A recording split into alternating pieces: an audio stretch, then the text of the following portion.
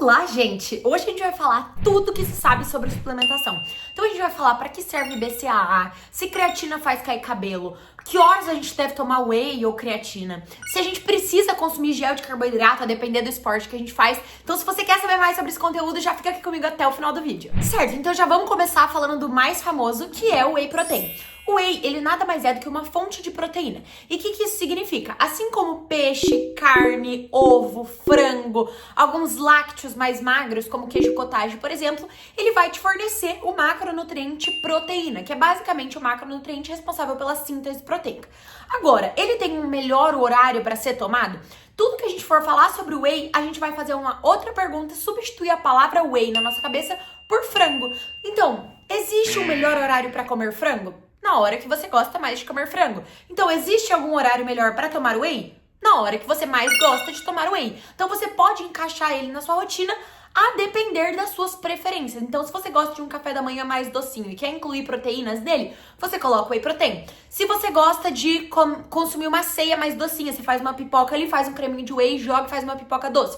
Pode ser um horário legal. De tarde, você quer tomar um iogurte ou um mingau de aveia e quer comer uma refeição mais doce, você pode usar whey. Agora, se você tem facilidade de atingir a sua meta proteica, se você gosta de consumir, por exemplo, frango de manhã ou frango à tarde ou ovo de manhã, fazer um sanduíche de atum de ceia, você não tem a necessidade de consumir whey, porque o whey ele é para facilitar a sua rotina. Então, ele é uma forma prática, gostosa e fácil de você atingir a sua meta proteica diária. Agora, se você consegue atingir isso de outras formas, utilizando alimentos, principalmente de fonte animal, né? Se você for usar alimentos fontes de proteína de origem vegetal, você precisa associar dois. Então, por exemplo, lentilha e grão de bico. Você associa as duas fontes para você ter todos os aminoácidos necessários. Mas, se você não quiser consumir whey, tudo bem. Ele é só uma fonte de proteína. Ele vai te fazer ganhar músculos? Não. O whey é só uma fonte de proteína, assim como qualquer outra. Lembra da pergunta? Sempre que você for pensar em whey, você vai trocar a palavra por frango. Então, frango faz eu ganhar músculos? Não necessariamente, certo? O que vai ditar mais o ganho de massa muscular é a sua alimentação como um todo, não só em relação às proteínas, mas também os carboidratos, toda a adequação de micronutrientes, o consumo de água e principalmente a intensidade do seu treino e a qualificação desse treino, né? A periodização e tudo mais que não cabe aqui mencionar. Mas o whey, ele não engorda, ele não faz você ganhar massa muscular por conta própria, mas ele pode ser um auxílio para você atingir a meta proteica diária. Você precisa tomar whey logo que você sai do treino? Não, também. O whey é só uma fonte de proteína. Então, você precisa comer um frango logo que você sai do treino? Não, também. Porque eles têm a mesma função, que é aumentar a síntese proteica. Então, é interessante a gente consumir alguma fonte de proteína depois do treino, mas essa janela é muito grande, então a gente não precisa se preocupar em sair do treino já consumindo um shake de proteína, por exemplo. Ele é ótimo, eu adoro, eu uso da Dux se vocês têm cupom Lara Piscinato, mas se você não quer consumir, você não precisa fazer esse investimento para ter os mesmos benefícios que ele traz. Agora vamos falar sobre o gel de carboidrato, que é basicamente uma suplementação que ganhou muita notoriedade depois que a corrida começou a se desenvolver e começou a se disseminar entre o público amador, mas que sempre existiu. E é basicamente um gel que facilita o consumo de carboidrato intratreino. Esse gel, ele é muito utilizado principalmente para exercícios de endurance. O que isso significa? Atividades físicas que têm uma longa duração, um longo período de tempo, onde a gente vai se esforçar por muito tempo e a gente precisa repor os estoques de glicogênio do nosso corpo para a gente não ter uma hipoglicemia, por exemplo.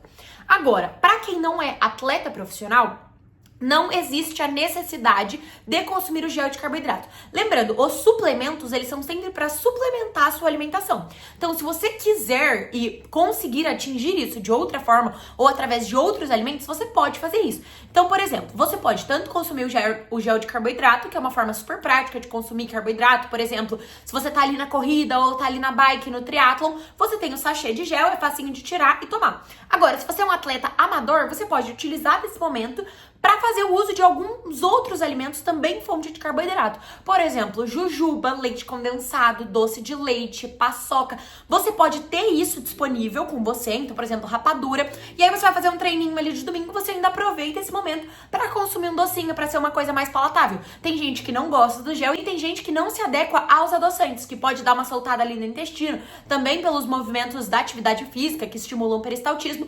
Mas os géis de carboidrato, eles são basicamente para repor os estoques de glicose circulantes no seu sangue e também os estoques de glicogênio dos seus músculos, para você não ir depletando e perdendo performance, né? Porque quanto mais cansado a gente tá, menos a gente consegue se desenvolver, menos a gente consegue performar ali naquele esporte. Então o gel de carboidrato ele serve basicamente para repor o carboidrato do seu corpo.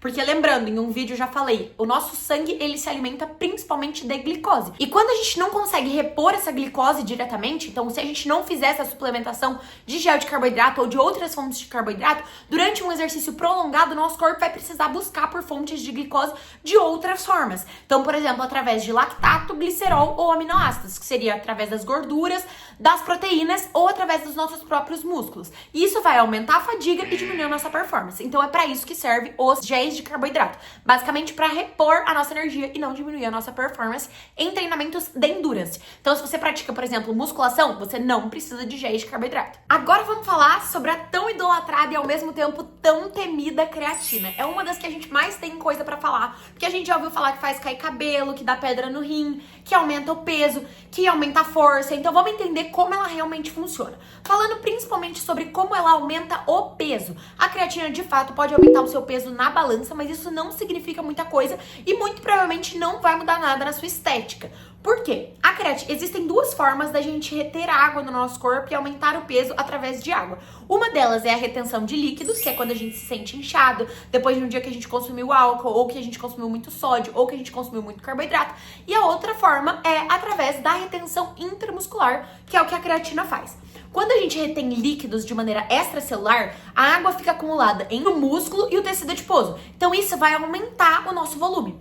Agora, quando a gente acumula água de maneira intramuscular, ou seja, dentro do músculo, apesar do nosso peso aumentar, esteticamente isso não vai aumentar, isso não vai interferir negativamente. A única coisa que vai acontecer é que ela está retida ali dentro e isso vai ajudar a retardar a fadiga. Agora, será que a creatina aumenta a força? Então vamos entender o mecanismo de ação da creatina, como que ela funciona. A creatina, explicando de maneira bem leiga, ela basicamente vai te dar um fosfato extra. Mas o que isso significa, né? Falei que ia ser leigo e já falei de fosfato. A nossa molécula de energia, ela chama adenosina trifosfato, que é a ATP. Conforme a gente treina um exercício resistido, por exemplo, musculação, quando a gente tá perto da falha, a gente tá sentindo que tá acabando a energia. E o que tá acontecendo? Essa moeda de ATP, ela tá virando ADP, que é a adenosina difosfato, e AMP, que é a adenosina monofosfato. E a creatina, ela vai entrar ali pra dar um fosfato extra para que você aguente mais uma repetição. Uma ou duas no máximo. Então a creatina, ela serve apenas para pessoa que chega próximo da falha na maior parte dos exercícios, porque ela é a forcinha final, a forcinha extra. Então ela não vai ajudar a ganhar a massa muscular em quem não consegue treinar realmente de maneira efetiva. Agora, qual o melhor horário para tomar creatina? A creatina ela é uma suplementação de uso crônico. O que isso significa? Que para você obter os efeitos dela, você precisa consumir ela todos os dias. E qual que é o protocolo que a gente pode utilizar? Existem duas formas. Então a gente pode começar tomando ela já na fase de manutenção, então de 3 a 5 gramas por dia, todos os dias, mesmo em dias que você não vai treinar, independente do horário, independente da sua alimentação que tá junto. Ou você pode fazer o segundo protocolo, que é começar com uma semana de saturação, consumindo de 20 a 25 gramas por dia, todos os dias. Então a gente pode até fracionar ali em 4 vezes de 5 gramas por dia, para não ficar consumindo 20 gramas de creatina de uma vez só. E aí você vai obter os resultados da creatina na semana seguinte. Agora, se você optar por começar pelo primeiro protocolo, o que vai acontecer é que você vai demorar um pouco mais para colher esses resultados. Agora, isso não muda muito se você não tem nenhum objetivo de curto prazo. Você pode começar a tomar ela em doses menores e aí você vai colher os resultados um pouco depois. Mas se você não tem nenhum campeonato chegando, não tem diferença entre qual dos dois protocolos você vai utilizar. A única diferença é o tempo que você vai começar a colher os resultados.